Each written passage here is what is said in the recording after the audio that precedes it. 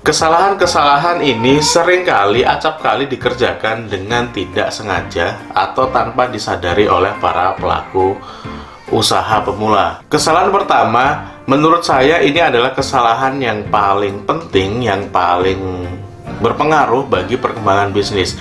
Kesalahannya adalah tidak fokus. Biasa saya dapatkan para teman-teman pelaku usaha pemula ini belum berhasil di satu produk, dia sudah mencoba untuk memasarkan atau membuat bisnis baru. Yang terjadi, ya bagaimana bisa berhasil, yang satu saja belum berhasil dipasarkan, satu saja belum menunjukkan hasil, sudah ditambah satu lagi. Dia tidak fokus, dia tergoda untuk mau ikut memasarkan atau membuka atau memanfaatkan peluang-peluang baru yang menurut dia ini sebetulnya lebih berpeluang atau lebih mempunyai pasar. Buktinya, belum tentu. Jika hal ini dikerjakan secara terus-menerus, ya wajar kalau pelaku usaha pemula tidak akan berkembang, justru akan stagnan di titik tertentu. Makanya, sebagai seorang pelaku usaha yang baru memulai, maka fokuslah. Fokus dulu di satu produk, kembangkan pasarnya, kembangkan bisnisnya.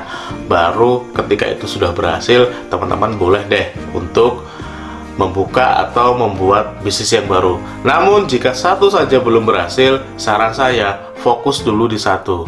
Memang godaannya akan cukup banyak, karena memang ketika teman-teman sudah masuk pasar, ketika teman-teman sudah masuk ke dunia bisnis, maka akan muncul peluang-peluang yang baru, dan di sanalah teman-teman akan diuji konsisten atau tidak di satu bisnis. Kalau teman-teman mampu konsisten, mampu mengembangkan satu bisnis dulu dan berhasil, baru membuka bisnis berikutnya, maka saya pastikan akan berhasil.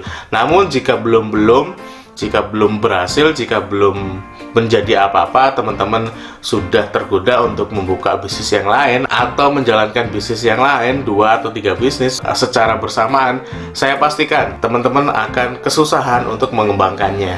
Jadi tetap fokuslah. Kesalahan kedua yang biasa saya temui adalah para pelaku usaha pemula ini tidak paham atau tidak memahami pasar.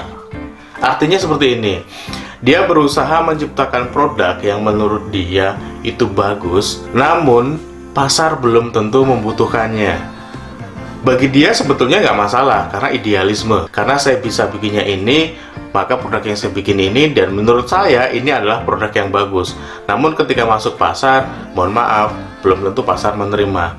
Maka dari itu yang harus teman-teman kerjakan ketika mengalami hal seperti ini, coba melakukan profiling terhadap target pasar dari teman-teman. Siapa dia, bagaimana karakteristiknya, bagaimana kondisi keuangannya, bagaimana sifat dasar membelinya, agar teman-teman paham sebenarnya produk yang seperti apa sih yang seharusnya saya pasarkan, saya jual ke calon pasar tersebut. Jika teman-teman tidak punya data dari siapa calon konsumennya, bagaimana mereka, maka ya wajar ketika menurut teman-teman produk teman-teman itu sudah bagus, sudah ideal, namun ketika masuk pasar rontok. Maka dari itu, pahami betul siapa target market teman-teman, pahami betul bagaimana mereka, karakteristiknya mereka, dan pahami betul permasalahan apa yang sebenarnya ingin teman-teman selesaikan dengan produk dari teman-teman. Kesalahan ketiga adalah tanpa rencana. Nah, kebanyakan teman-teman pelaku usaha pemula ini menjalankan bisnis, melakukan bisnis, ya yang penting jalan dulu. Memang boleh sih prinsip seperti itu. Prinsipnya yang penting jalan dulu. Namun ketika sudah jalan, teman-teman, saya sarankan untuk mulai bikin rencana agar teman-teman lebih fokus untuk mengembangkan bisnis. Misalnya gini, dalam tahun ini teman-teman punya target apa? Terus yang kedua, ketika sudah punya target, maka teman-teman harus membreakdown apa yang harus dikerjakan. Langkah apa dulu yang harus dikerjakan, habis itu apa lagi, habis itu apa lagi. Step by stepnya jelas. Dan yang tidak punya rencana bisnis, dia akan mengerjakan apapun, yang penting menurut dia sudah layak untuk jalan. Namun sebetulnya belum tentu mengarah ke jalur yang benar. Maka dari itu saya sarankan teman-teman bikin rencana, memang jalankan dulu bisnisnya, tapi di sela-sela menjalankan bisnis itu teman-teman perbaiki dengan rencana yang benar. tahun ini targetnya apa, baru susun langkah-langkahnya. Jika seperti itu, saya pastikan usaha dari teman-teman akan cepat berkembang dibandingkan dengan dia yang tidak punya rencana bisnis sama sekali. Nah, karena tidak punya rencana, maka kesalahan keempat yang biasa saya temui adalah tidak efisien. Kenapa? Ya tadi, nggak punya rencana, yang penting jalan dulu, yang penting kerjain dulu. Ya dia akan mengerjakan hal-hal yang bisa jadi itu tidak sesuai dengan tujuan awal. Bisa jadi dia akan melenceng ke sana ke sini. Jadi artinya, karena tidak punya rencana, maka kita akan boros energi. Apapun akan kita kerjakan, apapun menurut kita itu adalah hal untuk memajukan bisnis, namun belum tentu. Karena kita tidak tahu tujuannya apa, kita tidak tahu nanti 1 tahun ke depan mau dapat apa. Jadi ya jalan dulu aja.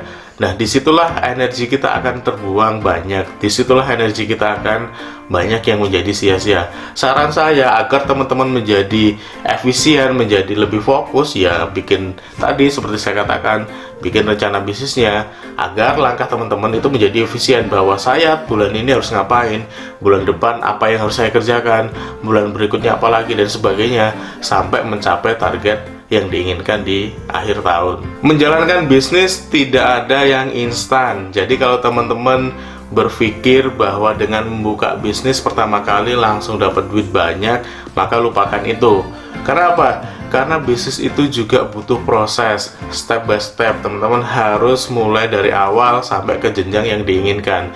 Jika teman-teman inginnya cepat, ya nggak usah jadi pebisnis, nyalain lilin aja setiap malam, ngepet gitu.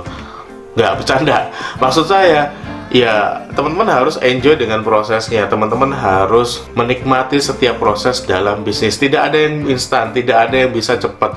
Butuh proses, butuh tahapan. Dan di sanalah teman-teman sebagai seorang pelaku usaha, seorang pemula itu diuji. Jika teman-teman berhasil di tahap itu, insya Allah teman-teman juga akan berhasil di tahap berikutnya. Usahanya mulai membaik, bisnisnya membaik, dan berkembang lebih pesat. Disitulah teman-teman akan diuji. Nah, sanggupkah teman-teman untuk melakukan atau menjalankan itu? Jika sanggup, saya yakin bisnis teman-teman cepat berkembang.